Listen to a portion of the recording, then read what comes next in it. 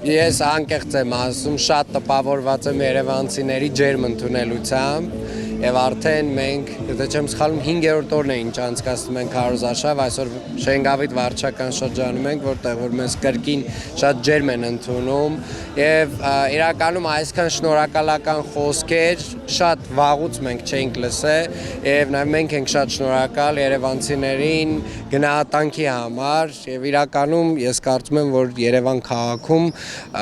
այն ջերմությունը եւ այն էներգետիկան, որ մարդիկ մեզ տալիս են, իրապես ապշեցուցիչ է եւ մենք շատ շնորհակալ ենք դրա համար։ Եվ ամենակարևոր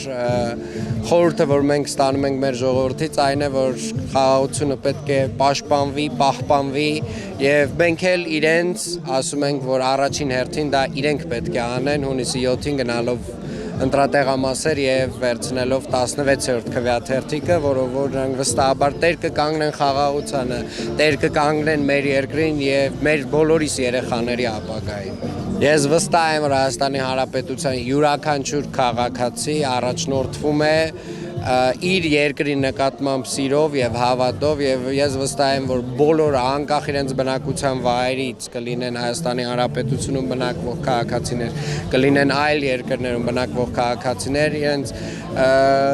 խղճով են քվեարկությունն անելու եւ ես կասկած չունեմ, որ իրենք քվեարկելու են խաղաղության համար։